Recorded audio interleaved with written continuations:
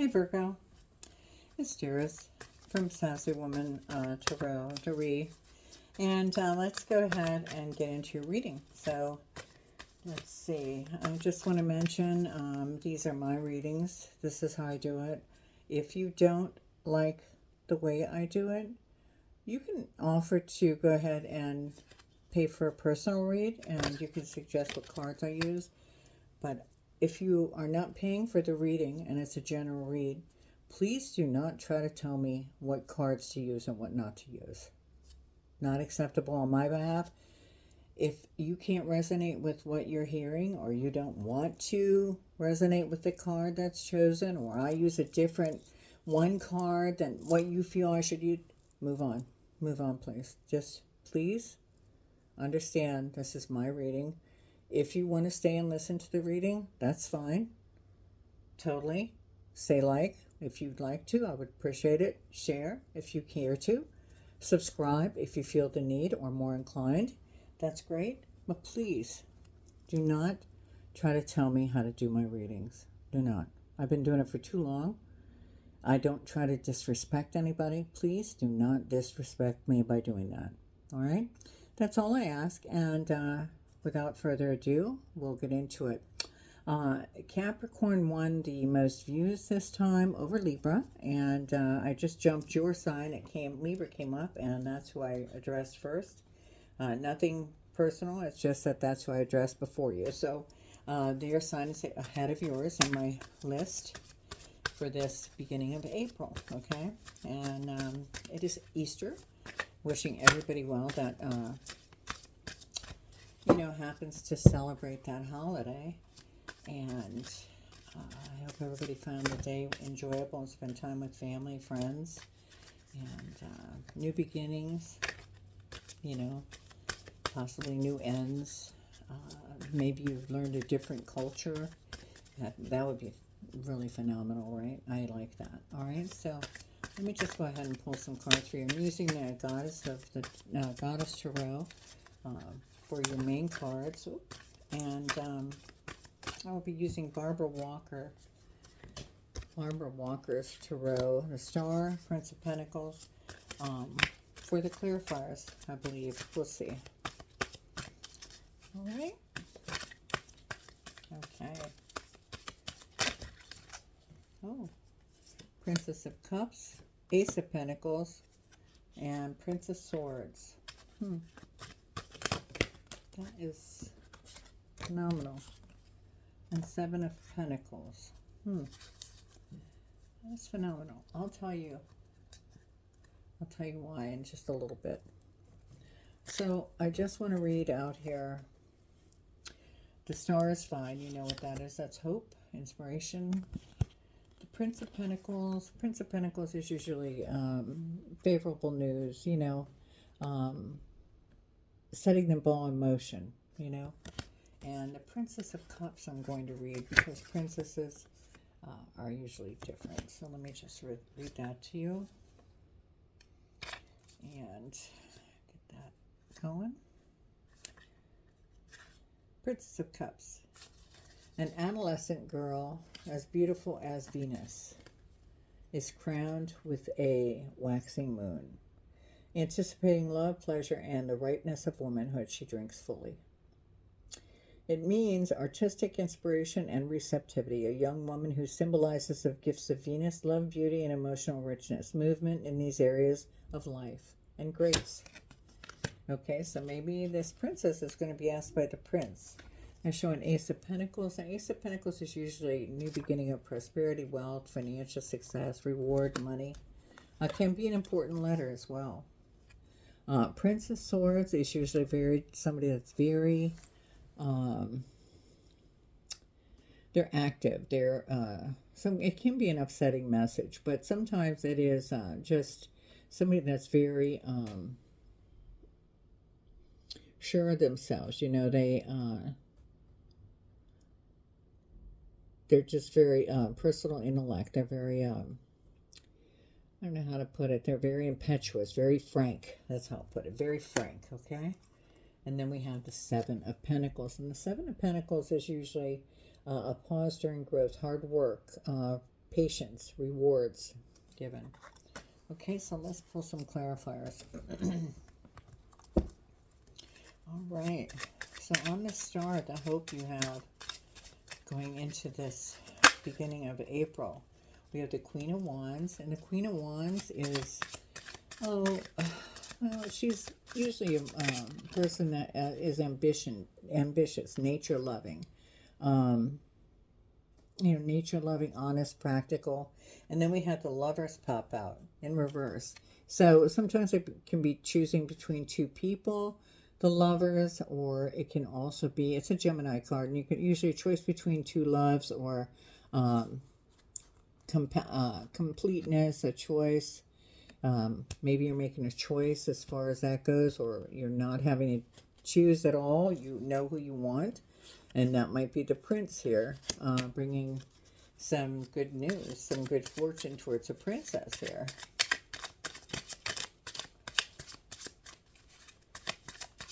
Could be a sun.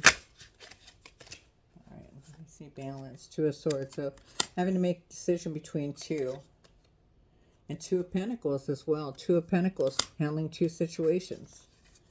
So there's some kind of question in the balance here. There's somebody else in the picture besides that Prince. Maybe you have two princesses too. It could be either or. Oop, there goes the card we need. Just go ahead.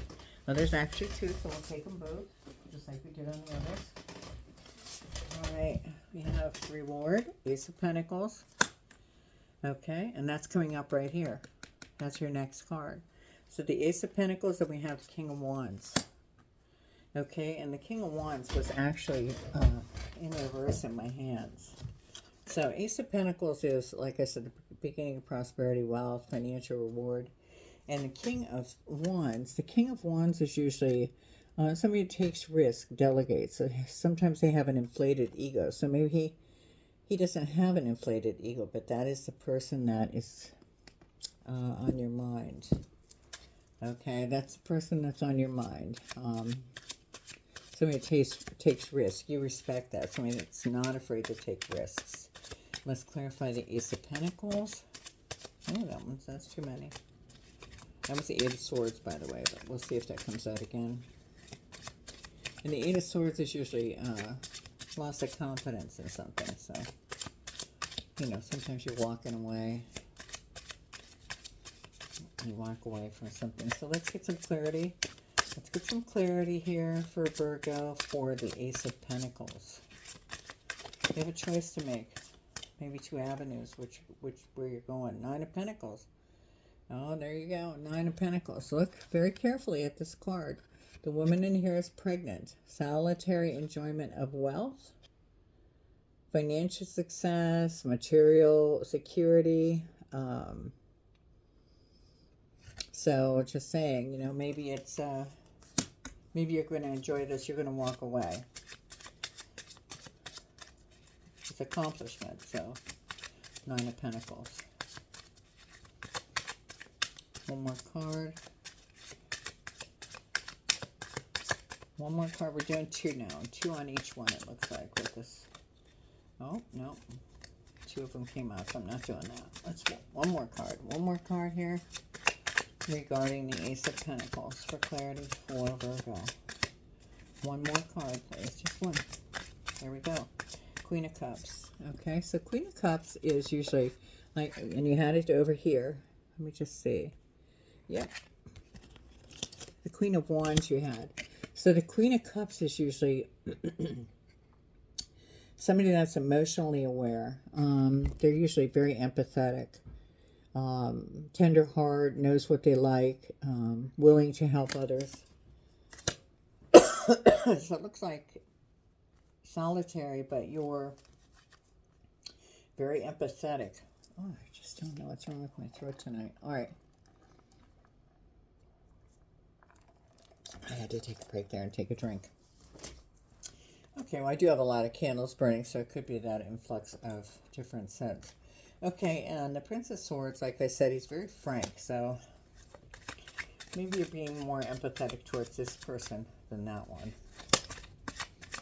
Can we get some clarification here? We need two cards for the Prince of Swords, please. Whoop. There's one. Was there another one that turned over? No. Okay. That's the Four of Pentacles. And the Four of Pentacles is usually legacy, material possessions, holding on tightly. See? Like at Fort Knox, man. Nobody's getting my money. Nobody. Nobody. Ain't nobody getting my money. Ain't nobody. Oh, I'm going to take this one, not that one. And this is the Eight of Swords. Remember I said it was going to come out before? Ooh, so the Eight of Swords is a apprenticeship. Eight of Swords, I'm sorry, no. It's bondage, like restricted surroundings, loss of confidence.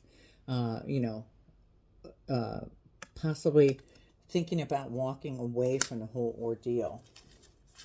Then we have the Seven of Pentacles. And the Seven of Pentacles is a pause during growth, hard work. Usually patience is, and you get rewards because of hard work. You're awaiting rewards because of your hard work and patience. Ooh, we do have a flipper. Let me pull what that is. King of Cups. Ooh. And what do we have over here? King of Wands. King of Cups. Well, the King of Cups is usually a reliable man. Somebody that's stable, has diplomacy. They're wise, educated in situations. So, yeah, you had, this does mean very much that a disillusion, okay?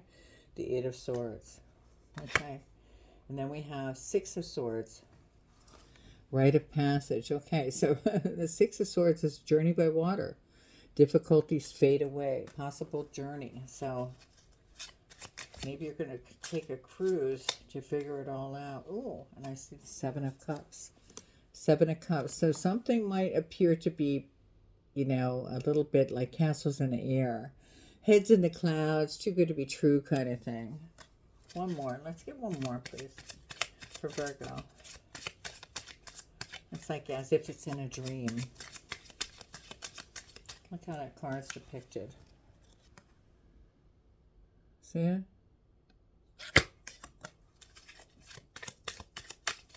Yeah.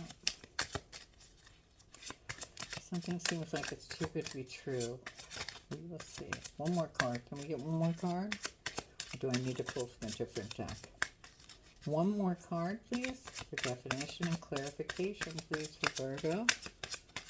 Ooh, one more card. I'm only going to wait this time. Ooh, there we go. Now they all want to come out. Nine of Cups. Look at that. The Wish card. So the Nine of Cups. So here's your answer. Bam. All right, so it's looking good. Something, you have to choose between two things. The choice is going to be yours, but it looks like your choice is going to be the outcome of the cards that we actually are looking forward to. Looks like you've had to choose between two things. It looks like to me two different, two people you had to choose from. Not for you. Uh-oh. Not for you. Well, I think that says it all.